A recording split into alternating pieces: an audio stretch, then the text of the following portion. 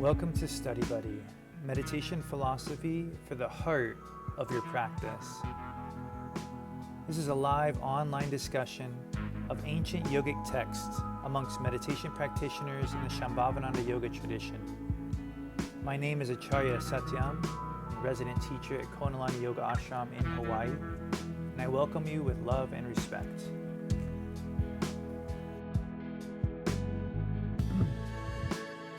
Aloha, namaste everyone. Happy birthday week to Babaji. Hard to believe that it really just 5 days ago we were at an intensive. And thanks to Davey for making this picture that made almost every single person who signed in like smile immediately. So appreciate that. It's not easy to do. So it's it was a big weekend and powerful weekend with a lot on the horizon, for us. And I'm really grateful to be here for this class today.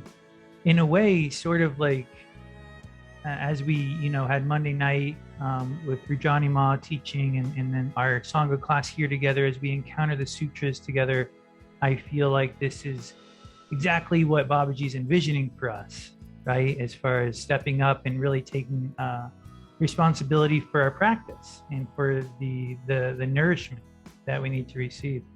Tonight's sutra could not be more fitting for the position we're in as a Sangha and for sort of the work we are being given as a Sangha. It's very illuminating to the process as a whole, showing us that this is not just a part of the journey that we are coincidentally encountering, but that this is a part of the journey that a yogi must encounter in order to realize their true destiny or destination that they seek. So I'm very excited about tonight's class and hope that it sort of carries you to a new level in your practice as it did for me in preparation and hopefully continues to do so. So let's find our seats with Abhaya. Going to lead us through some gentle movement just to settle into our seat. We'll move into the sutra, and then we'll make sure tonight that we have time also to meditate together. So. Hi, everybody. So great to see you. Can you hear me okay? Cool. So if you're not already sitting comfortably, take a moment to actually give yourself space to adjust. And then just notice the physical edges of the body. Maybe they feel light and expansive. Maybe they feel tight and rigid.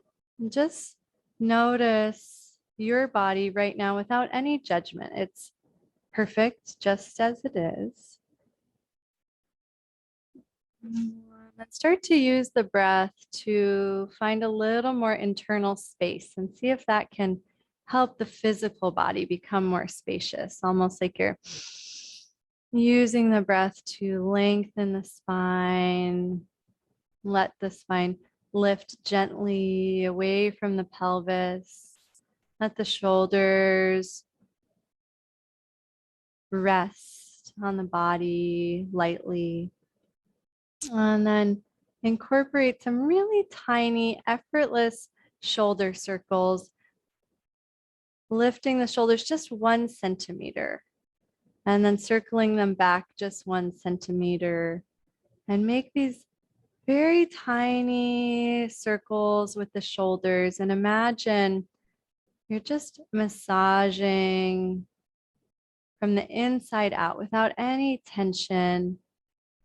The muscles are barely activating. You can try going the other way. Make sure you can still feel the breath. And then come back to center. Bring your focus to the right shoulder and imagine it's attached to the body. And as you lift the right shoulder, let it stretch the whole right side of the body. And then circle the shoulder back, and maybe the heart tilts just a little bit, and then go the other way. So we're initiating the movement with the arm, but it's taking the whole body with you. If it's comfortable, you can bend the elbow and let it gently drag behind you. And then slow the movement down so you can really feel the breath and feel the support of the muscles between the rib cage, the muscles underneath the shoulder blade. And if it's comfortable, as you move gently from side to side, the head can bob a little bit with support. And then slowly make your way back to center and relax completely and just let the shoulders and arms be very light. Let's finish with one little front stretch. So palms up, scoop the air up, let the whole front of the body lengthen, gaze up slightly. And then exhale, hands to heart, and just feel all of your focus drop into your heart. And take a couple of breaths there. And keep the focus settled inside as you lift the head, finding your sustainable seat. Before this slide leaves the screen, let's just take a breath into our heart and offer up some gratitude to Babaji and Faith for all the energy and work they put into this previous weekend and every intensive and all these ashrams. Just really reach inside and offer up some real gratitude for the opportunity to practice in such a rich and fulfilling way.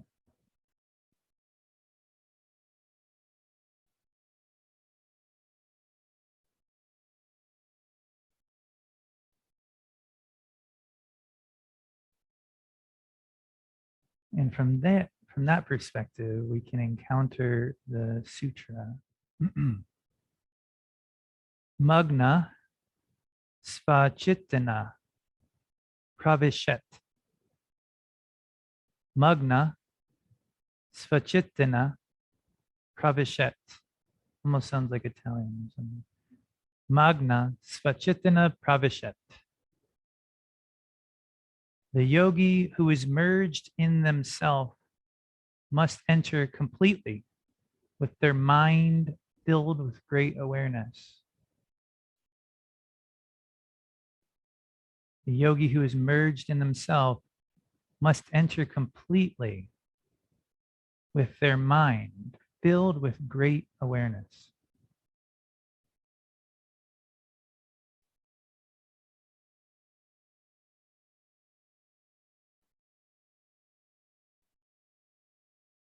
This sutra picks up quite literally from the end of the previous sutra. And so I just want to take a moment to set the stage for the work. We won't spend a lot of time on this, but I want to just look back at the previous sutra was about the Turiya state. That we were told that we should seek to expand the nectar of the Turiya state, the true nature, our true nature, expand that nectar into all the waking, onto all the states of our existence, waking, dreaming, and deep sleep. The metaphor was that the waking, dreaming, and deep sleep, mostly the waking state, is like a sword that we carve out our reality with, that we literally sort of swashbuckle through our day. And then when we put it back in, when we put that sheath away, or that sword back in the sheath, that sword is sort of oiled and nourished by that inner state. But we don't have to only find that nourishment, in our morning and evening sit. We should seek, according to the sutras, to sort of pull that nourishment through the middle of our day, through the midst of our day. And we were told that in order to do that, we were supposed to hold it. It says, hold it at the time of entry, hold it at the time of exit. That this nectar of Turiya Rasa, sounds like an amazing name, by the way, Turiya Rasa, must be properly held with full awareness so that it can expand. into the center of the three states. And so you see in the middle of this, we actually see the next sutra. It says, must be properly held with full awareness. This current sutra says, the yogi who is merged in themselves, which is that Turiya state, it says, must enter completely with their mind filled with great awareness. So there's something really important about the way that we sort of hold our practice, the way that we work with our practice, that determines its ability to pervade our life. And that's sort of what this sutra is promising.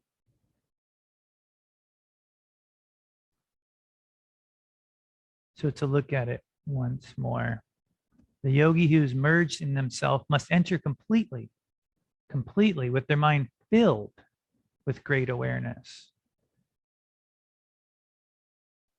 There's a totality to our practice. There's a completeness to our practice that does come up in the sutras. And we've heard Rudy talk about this before. Have you all heard Swami Rujananda's quote about surrender must be complete, not partial, right? You hear that and you're like, well, I heard that. And I'm like, I don't always know what to do with that. I'm like, I absolutely couldn't agree more, as if it matters if I agree or not. But I'm like, how do we get there? And this sutra sort of begins by telling us, you use your tools. You use your tools to get to that state of complete surrender. You don't just arrive there all of a sudden. The introductory quote, Natarajani, welcome. I know this is really impossible for you to be here live, so please, would you read this quote for us? It's great to see you. Yes. Physical, subtle, supreme. When he establishes and resides in the awareness of his God consciousness in the waking state, Jagrat, the dreaming state, Shapna, and in the state of deep sleep, Shushupti, then the gross movement of his breath enters into the subtle movement of breath, and the subtle movement of breath enters into that which is supreme, where he experiences the supreme motion, spanda, in his own nature. Excellent. Oh, thank you. Way to go after those Sanskrit words, a little bit at a time, and that's how it's done. So thank you. Take a moment if anybody needs to just read through it, of course.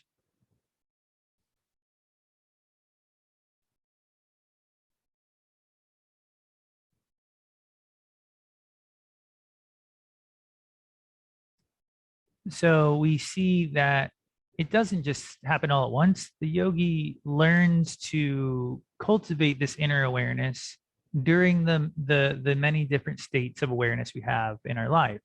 The waking state, the dreaming state, the deep sleep state, the transitional phases. This was everything we talked about last class. All these opportunities we have to really put the sword in its sheath and be in that space. So you do that over and over again, both in your daily practice and in all your little opportunities during the day. And as I'm interpreting this, and maybe you do too, this is sort of a way of saying that this is how you go from the physical, the gross movement of the breath, for example, into that subtle movement of the breath.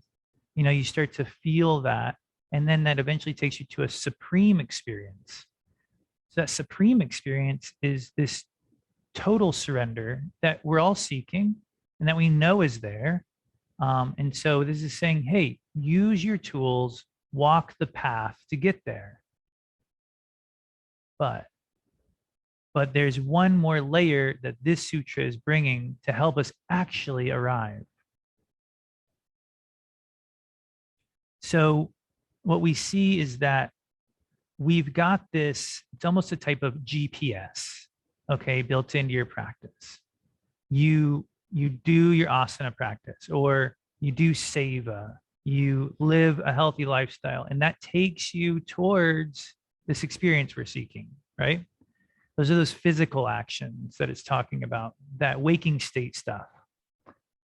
And then, we have our subtler practices, pranayama, mantra, meditation, etc. Just that next level where you have an inner work that's taking you there as well. And these are like a GPS system in the sense that you can just arrive in whatever state you're in, and you do these things, you follow this map, and it just guides you towards that nectar, right? You just do the practice and you arrive. They are tools that literally guide you there, just like your phone. And so we sort of use it just like we would navigating with a map in our phone.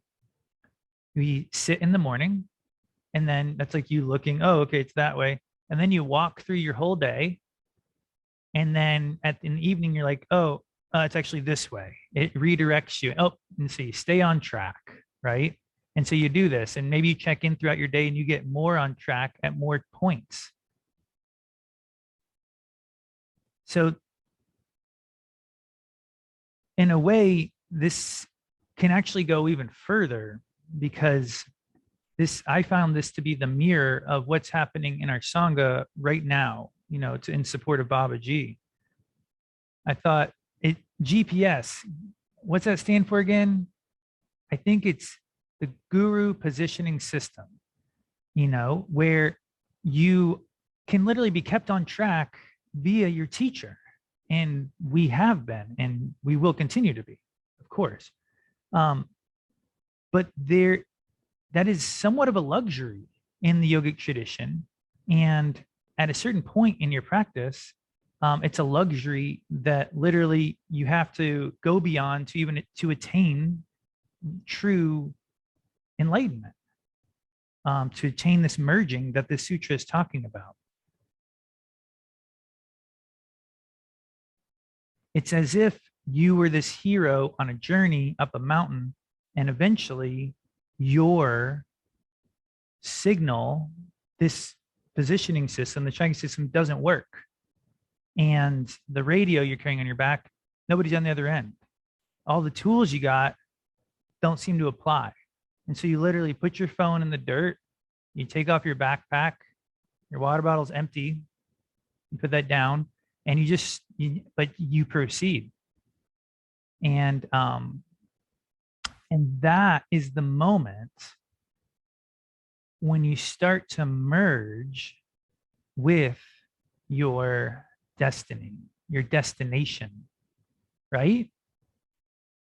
Because suddenly, if you want to know where to go, you have to be tuned in. As I was working with this in myself, I realized just the thought of this. All of a sudden, I was like, oh, I have always wanted to work on that part of myself. Like something came to mind. What's stopping me? What am I waiting for?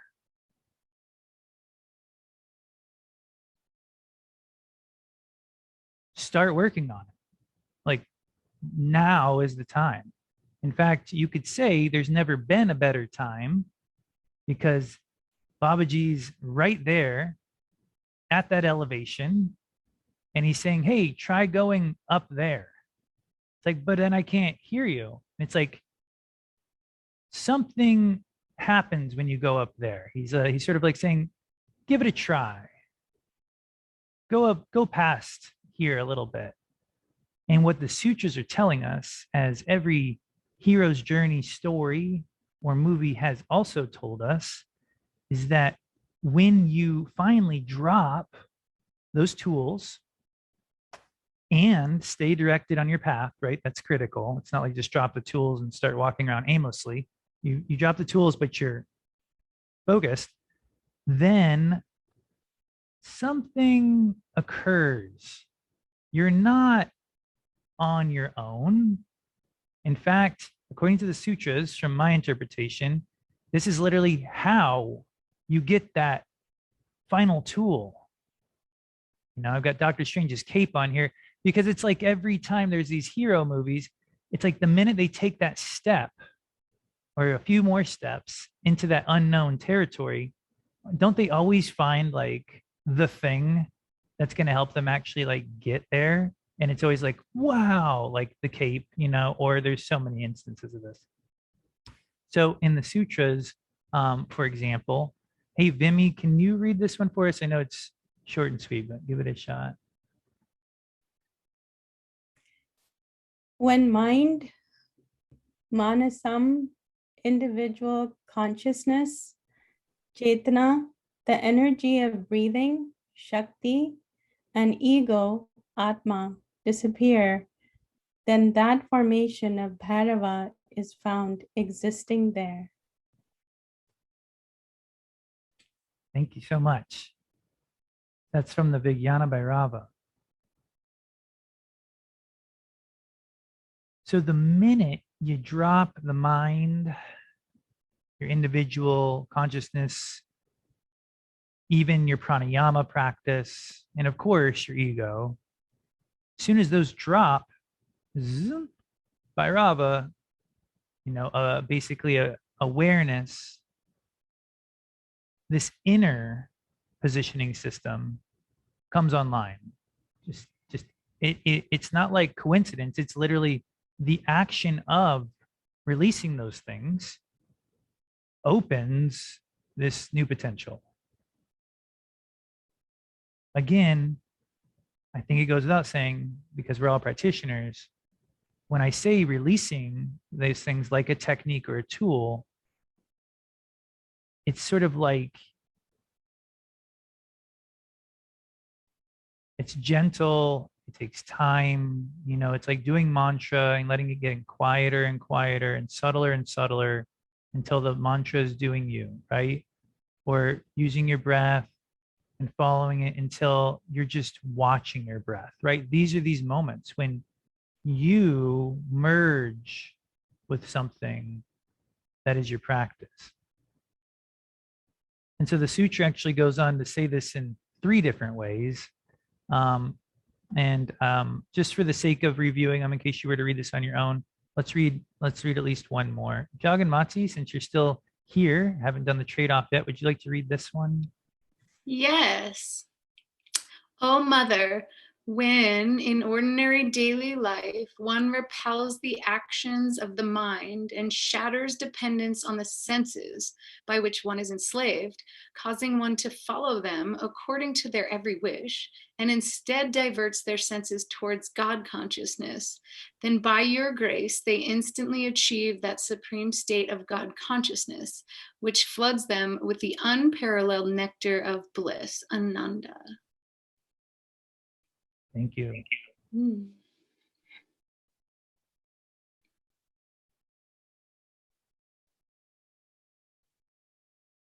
So in daily life, when you just say, when you repel, we'll maybe be more subtle with that, but when you repel the mind and the senses for a moment, which are literally causing you to just be, they're playing you, and you surrender them for a moment and instead divert your awareness inwardly. By that action, this state is achieved.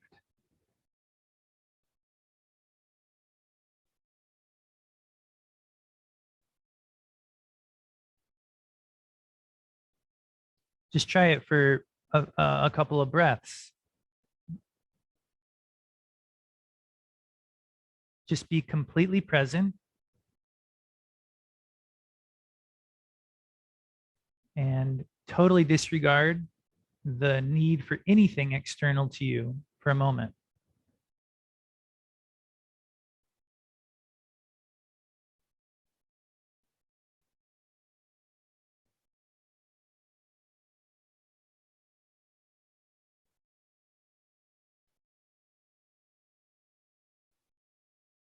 And did you instantly achieve something?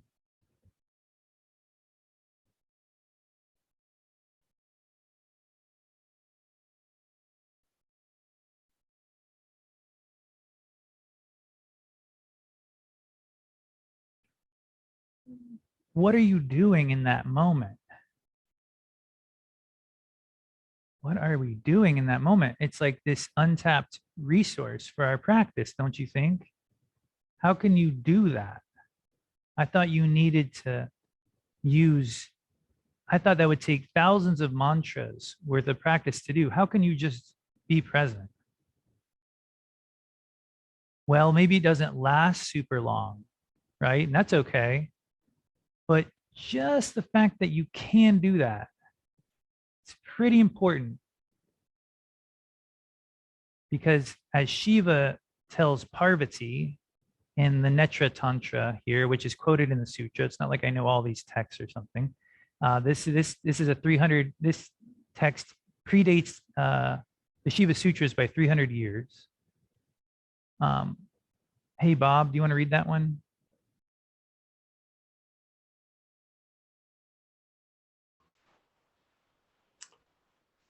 Set aside the gross means, such as the holding of the breath, concentration, and contemplation, and by means of the thoughtless process, maintain one pointed thought merged in the self.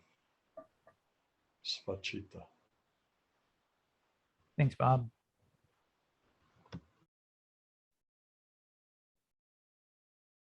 It's not a catch-22.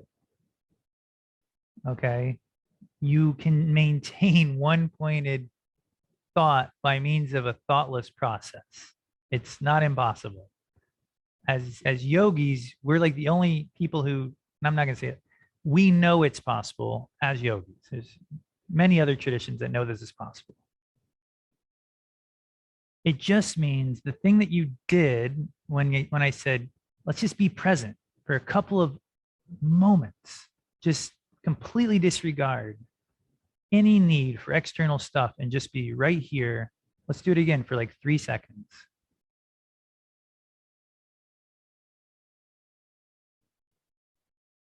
And now from this state, follow your breath.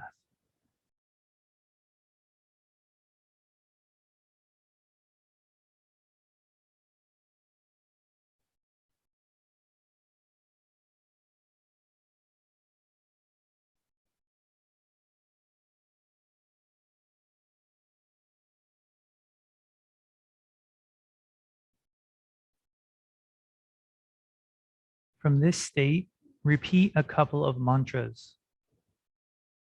Om Gam Ganapate Namaha.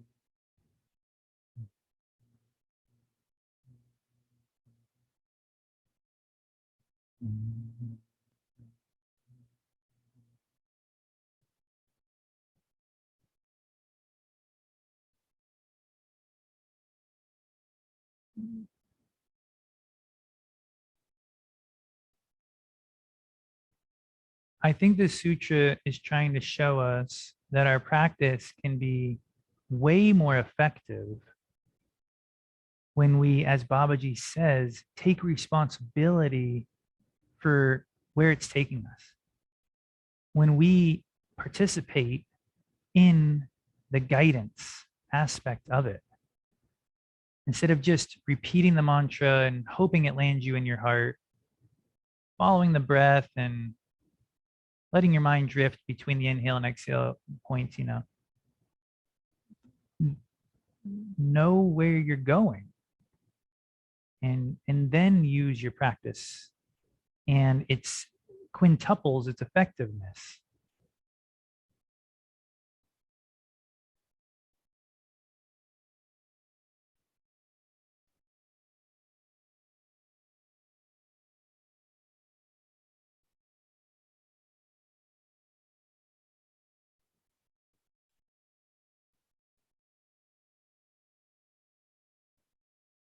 So in a way, this isn't just for the last ascent, although it is, but it's a part of our whole ascent.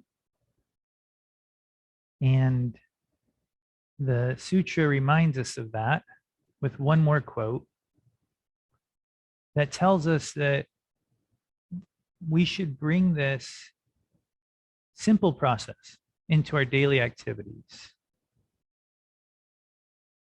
Annapurna, if it's convenient, could you read this quote for us? And I don't know, is it okay for you to talk out loud? Because of the baby. All right. Can you hear me? Barely. Go for it. Keeping the activity of the mind apart, one must unite that activity in God consciousness. Then this bound, limited being, Pasu, will realize the state of Shiva and be liberated, Mukta. Thereupon, he is beyond the ocean of repeated births and deaths. Thank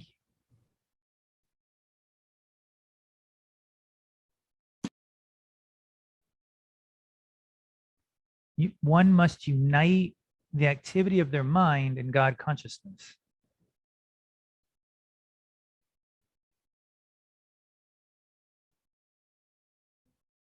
So we're meant to use this during our day. You're meant to, when you're using GPS, you don't just sit there and look at the screen. You look and then you walk, and then you look, and then you walk, right? And so we're just trying to do that, except to see this screen, we gotta let go of stuff out here, and we find that little blue dot in our heart, and then we walk, and then we surrender, and we look in, and then we walk. So it's the exact same process as if you were following a normal GPS. It's just that to see this screen, you got to drop stuff. You got to surrender. But then it's right there. And you're meant to walk through your life with it. It really wouldn't make any sense otherwise, you know? And of course, eventually, may we all be able to see this while we walk. And of course, that is, the Shambhava Upaya, the ability to have one's attention inside on this guidance system while they navigate their external reality simultaneously. But in the meantime, all you gotta do is surrender, and it's right there, according to the teachings. So are there any questions or comments based on those quotes and concepts? Annapurna, go ahead. Yeah, just on this quote, keeping the activity of the mind apart, from what? Are they talking about like withdrawing the senses, like apart from the outside? Am I reading that right? No, you're right. Yeah, I sort of grappled with that part too a little bit, although to me it almost feels like saying, like, recognize an active mind and be able to unite that activity with your practice. Like, don't let the active mind consume you and distract you. Recognize that activity and then unite it. It's sort of like knowing when you're like daydreaming about something and just choosing a mantra, like in that moment. So that's how I interpreted it. But that's just one interpretation, I think.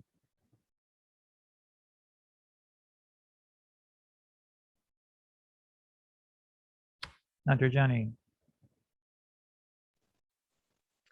How would you use this practice with like tension release? Do you just imagine free of tension already?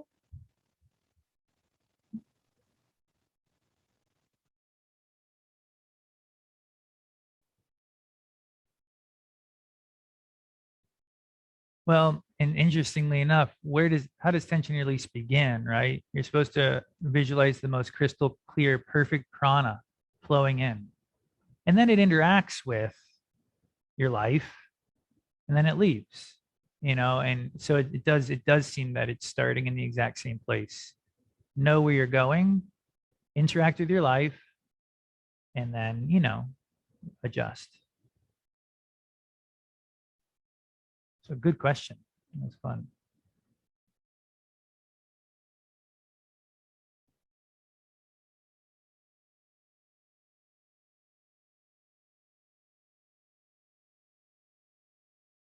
You know, what's interesting is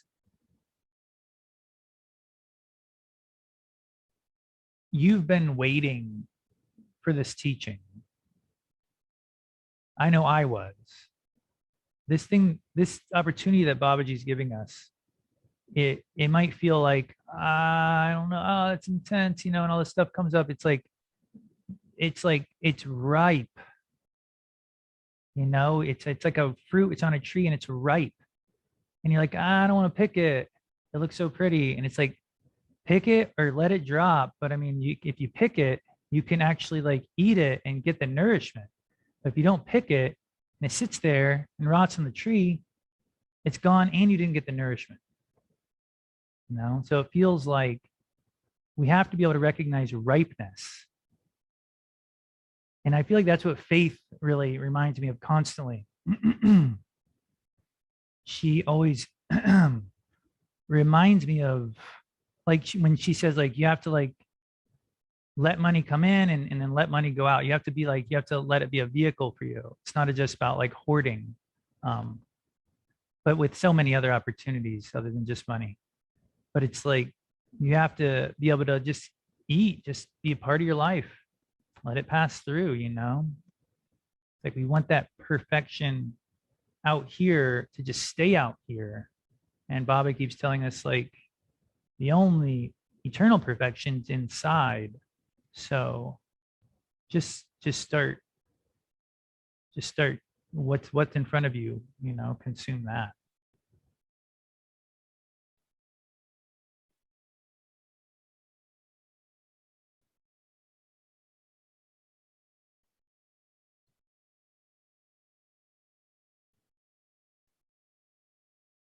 Any other questions before we meditate?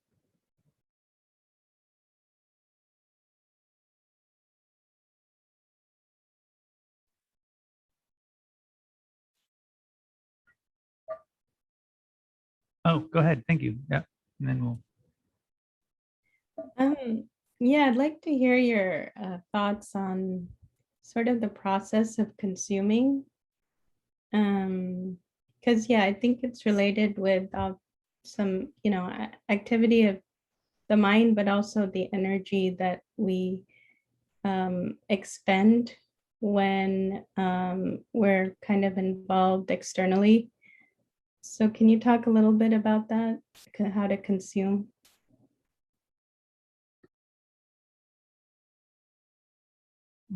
The energy we expend when we're involved externally, meaning it takes energy to like be in your life. And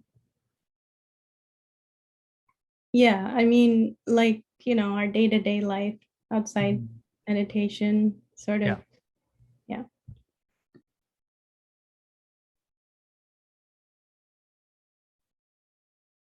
I think it has to come from your practice. It has to feel like an extension of your practice. Babaji always calls it a mechanism. And so we all have very different mechanisms, and we're all at different stages with the mechanism. So the way that one mechanism might function might look externally very different than the way another might function. So for example, if I'm really trying to work through something that I'm really new at, like it's some samskara that maybe I've just sort of like put to the side for a while, but now I'm like, I'm opening the door to working on that. I should expect that my mechanism for that samskara is going to be very crude at first. And it might just be something like, let's say it's it's like weird to even name things, right? Because it doesn't matter, it's personal. But it might just be something as far as like not looking at that ad when it comes up on your Instagram feed. Be like, yeah, I'm not going to click it. That's a level of surrender. It's a very crude level. It's just literally like not pressing my finger there, but it's the first level of digestion of whatever that samskara is. And then that samskara might manifest in subtler ways and bigger ways in our life, where you can't just not click it because it's literally a person standing in front of you or a situation occurring, in which case it would require a more refined mechanism, and the work would be more refined and more challenging. And so in both cases, digesting looked quite different. So it has to relate to where you're at in your process, and it should be very real. It shouldn't be a question. If it's a question of whether you're doing it or not, then you're not doing it. It's very obvious when you're doing it because it should blast you into the present. You should feel like you're undeniably in the present, like it or not, and then as you keep working with it, you remain in that present. And so, but when we buy in to the samskara, you'll be anywhere but the present. So there's some nice litmus tests. Of course, you can't really recognize that at first because you are in it, but you can recognize it afterwards. And then as you start to really pay more attention, you can recognize it during and actually start to make some more progress that way. So the work of consuming is very unique. And that's probably why it's a fundamental tenet of our entire practice. It must be very broad and encapsulate a lot of what we call our practice,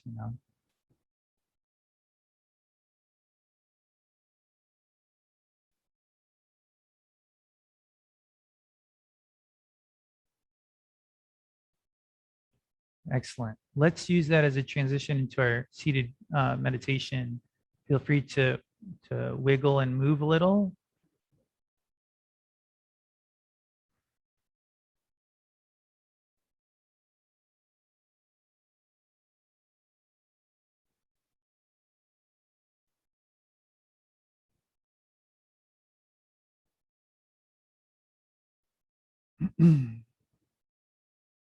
And so we'll attempt to also merge with our practice to our own unique capacities. And it starts with your seat.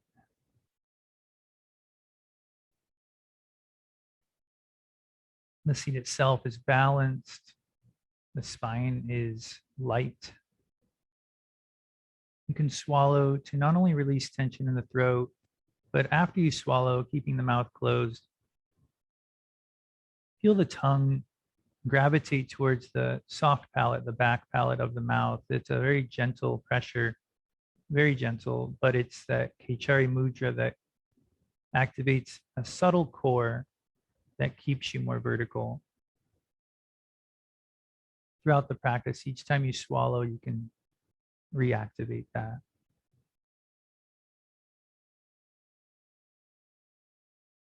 And we're seeking a relaxed feeling in our seat, a sustainable feeling.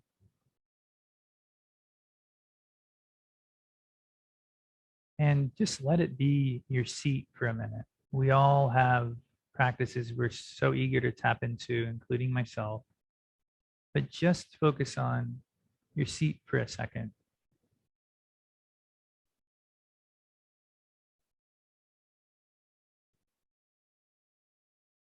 What is the quality of your stillness?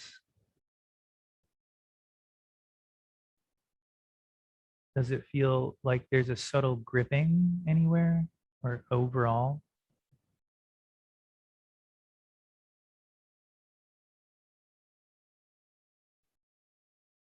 You might not even notice it.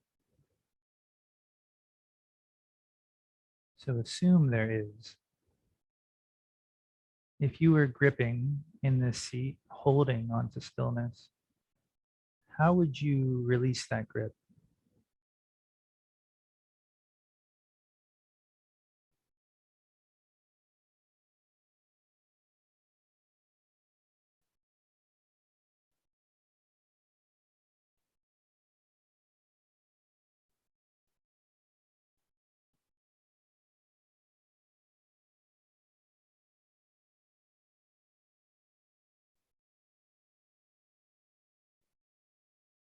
Here you have taken the tool of stillness.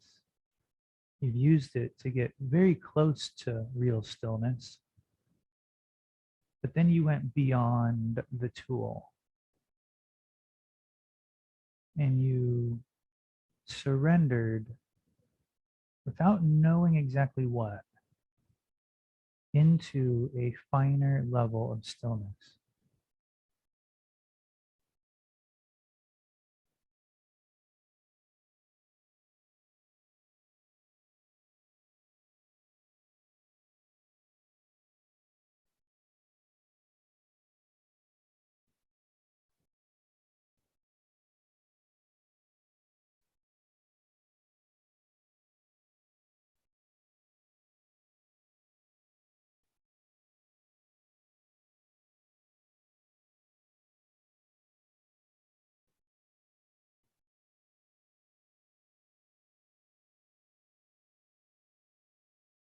Is there one more layer of stillness available?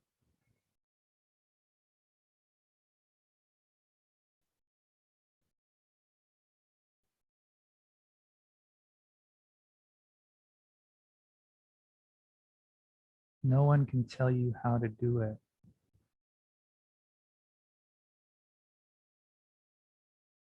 But take responsibility and see if you can find stillness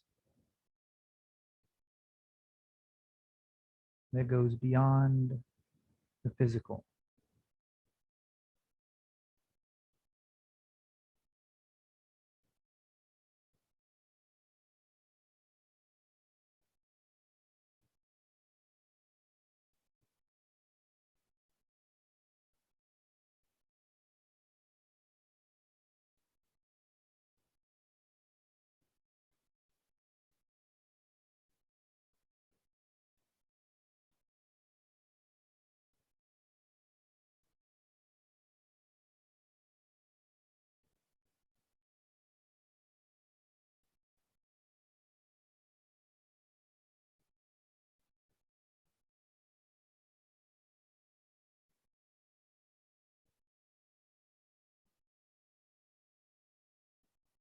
Can you still your mind like you still your body?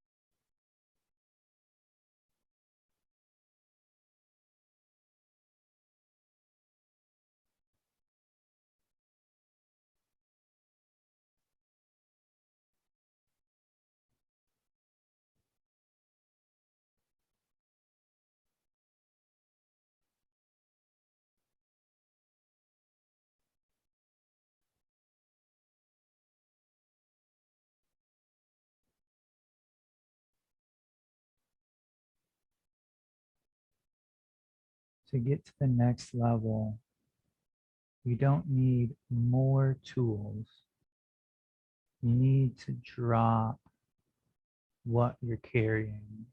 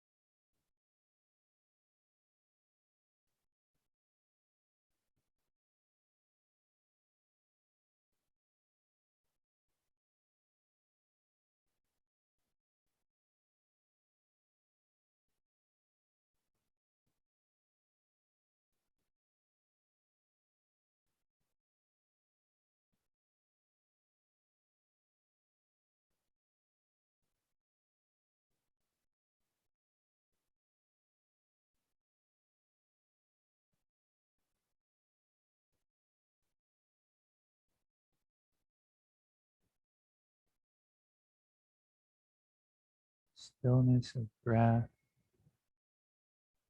means minimally managed breath.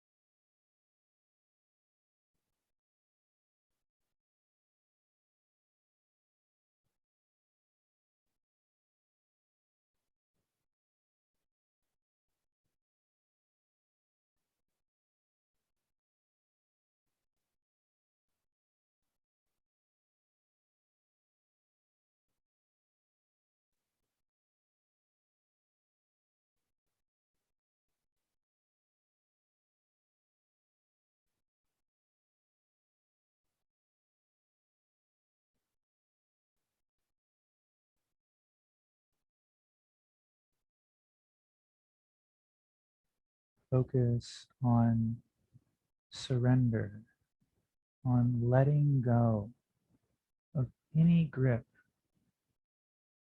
Assume that everything around you you're holding on to.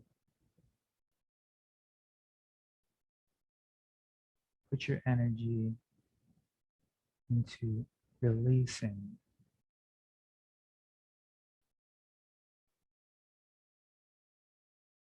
shedding,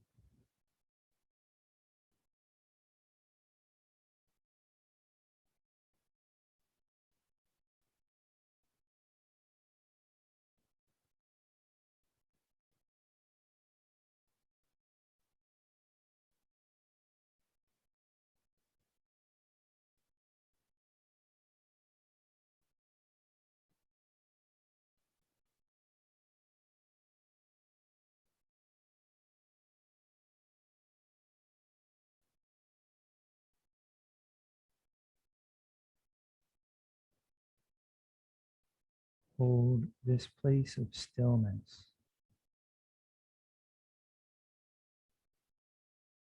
with no tension and let everything else fall away.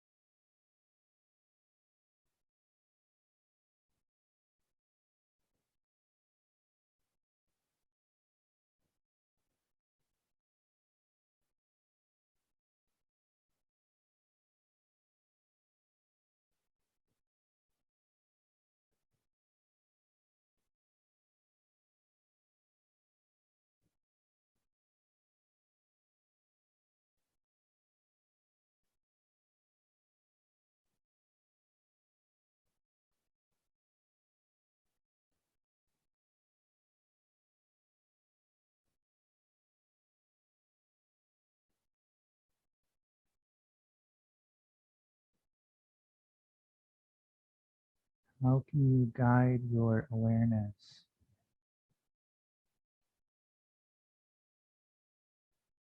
so that it leads you inside?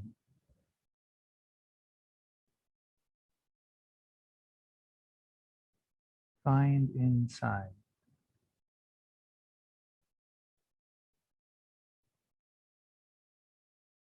Take responsibility for your practice. Find your inside.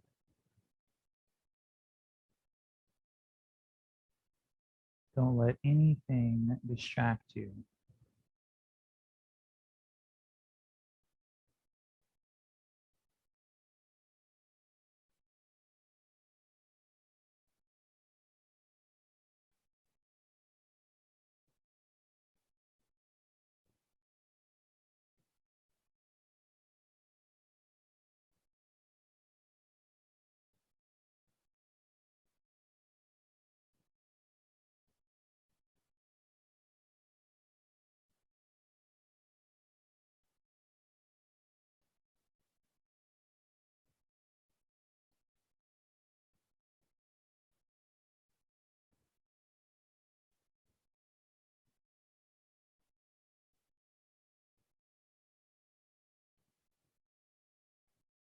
Feel the length of your spine from tailbone to crown. This sort of represents the pathway that's past the GPS, allowing your attention to find its way down the front via the tools that we have. And then as you exhale, to rise up the back.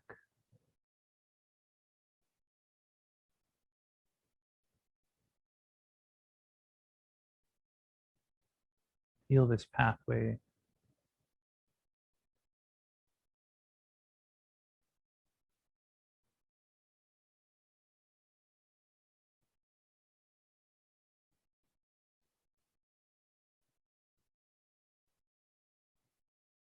You're blind to it physically. It's hard to feel and navigate, but we know it's there.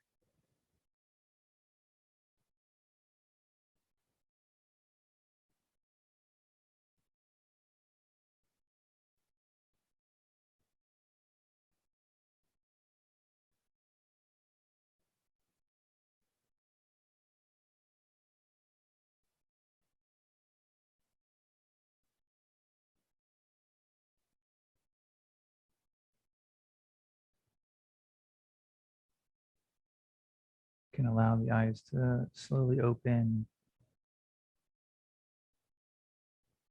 and just notice your state of being, your state of stillness.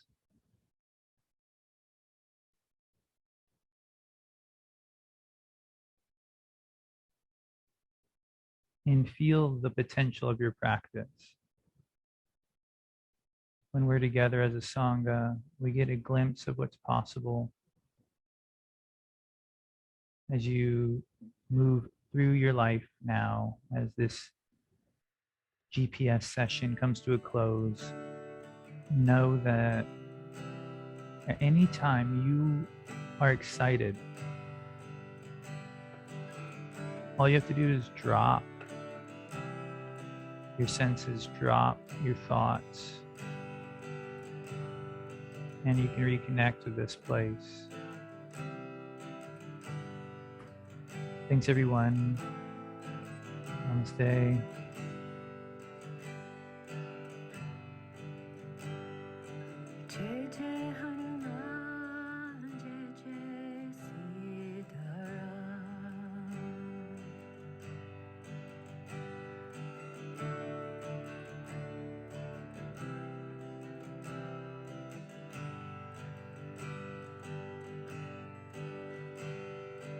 Jai Jai Hanuman Jai Jai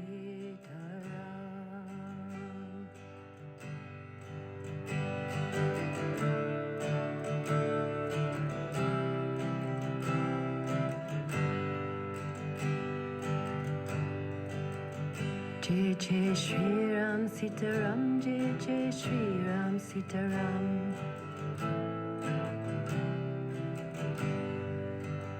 Jai Jai Shri Ram Sitaram, Jai Jai Shri Ram Sitaram.